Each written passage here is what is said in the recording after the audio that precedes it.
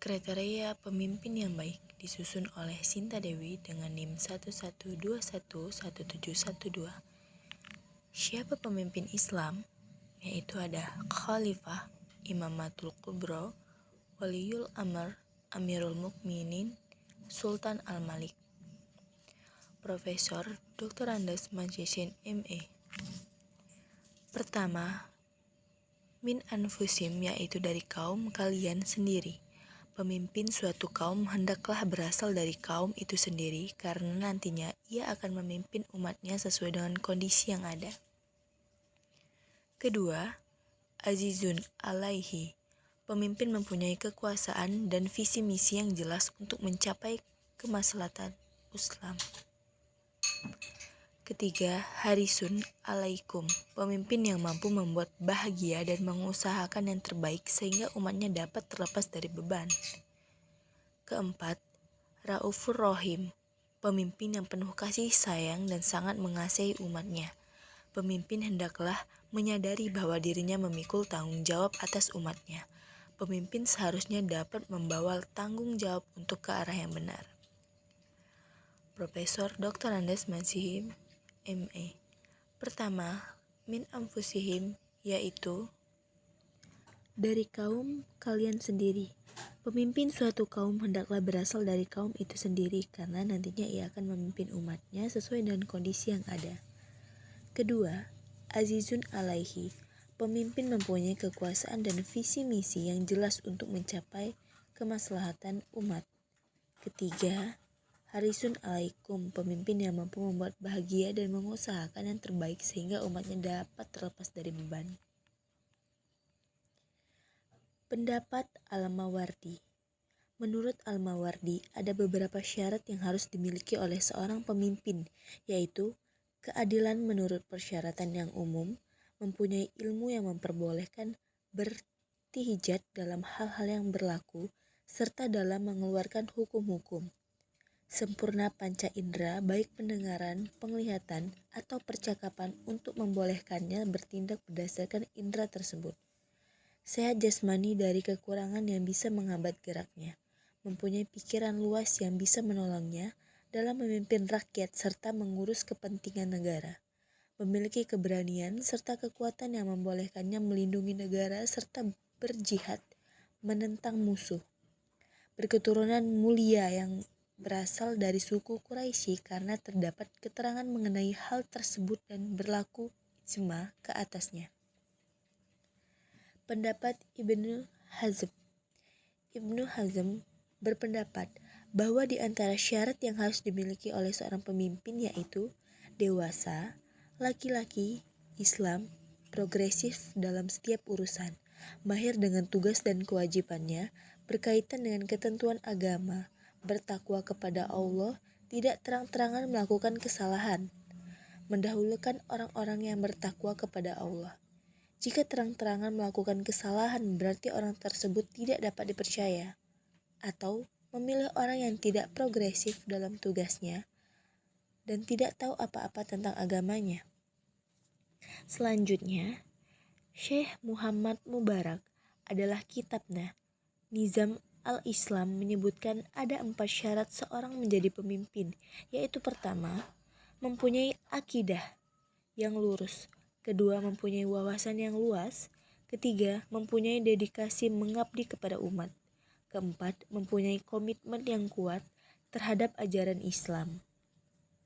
Menurut Ibnu Rushd dalam kitab Al-Bayan wa At-Tahsyil wa Syarah wa Taujih wa Talil Limasyailil Al-Mustaqrijah, tidak boleh memberontak pada pemimpin yang dianggap secara syah dan konstitusional. Kewajiban taat pada pemimpin tidak bisa ditawar sekalipun banyak yang tidak menyukainya. Adapun dalil-dalil tersebut, apabila melihat kepemimpinan dari sisi hadis, Nabi Muhammad SAW sendiri pernah menegaskan salah satu sahabatnya untuk tidak meminta jabatan. Ucap ini terekam dalam hadis riwayat Al-Bukhari. Dari Abdurrahman bin Samurah, beliau mengatakan, Nabi SAW berkata kepadaku, Wahai Abdurrahman bin Samurah, janganlah kamu meminta jabatan, sebab jika kamu diberi jabatan tanpa meminta, maka kamu akan ditolong. Dan jika kamu diberinya karena meminta, maka kamu akan ditelantarkan. Dan jika kamu bersumpah lantas kamu lihat ada sesuatu yang lebih baik, maka bayarlah kafarat sumpahmu dan lakukanlah yang lebih baik. Hadis riwayat Imam Al-Bukhari. Selanjutnya adalah sifat amanah dan bertanggung jawab merupakan sifat mendasar yang harus ada pada seseorang pemimpin. Nabi Muhammad SAW bersabda, dari Abdullah bin Umar radhiyallahu anhuma, Rasulullah SAW bersabda, ketahuilah, setiap dari kalian adalah seorang pemimpin dan kalian akan dimintai mempertanggungjawabkan atas yang dipimpin. Penguasa yang memimpin orang banyak akan dimintai pertanggungjawaban atas yang dipimpinnya. Setiap kepala keluarga adalah pemimpin anggota keluarganya dan dimintai dia pertanggungjawaban atas yang dipimpinnya. Dan istri pemimpin terhadap keluarganya, suaminya, dan juga anak-anaknya, dan dia akan dimintai pertanggungjawaban terhadap mereka. Budak yang seorang pemimpin terhadap harta tuannya dan akan dimulai pertanggungjawabannya terhadapnya. Ketahuilah, setiap kalian adalah bertanggung jawab atas yang dipimpinnya.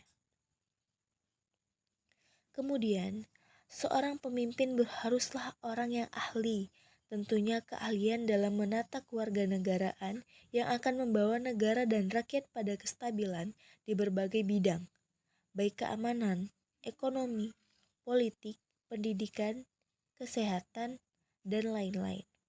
Artinya, apabila sifat amanah sudah hilang, maka tunggulah terjadinya kiamat. Orang itu bertanya, bagaimana hilangnya amanah itu? Nabi SAW menjawab, jika urusan diserahkan bukan kepada ahlinya, maka tunggulah terjadinya kiamat. Hadis riwayat Imam Al-Bukhari. Kemudian, kriteria pemimpin selanjutnya yaitu dicintai dan mencintai rakyatnya. Sebab Nabi Muhammad SAW pernah bersabda, sebaik-baik pemimpin kalian adalah orang-orang yang kalian cintai dan mencintai kalian. Kalian mendoakan mereka dan mereka pun mendoakan kalian. Dan seburuk-buruknya pemimpin adalah kalian, orang-orang yang kalian benci dan membenci kalian.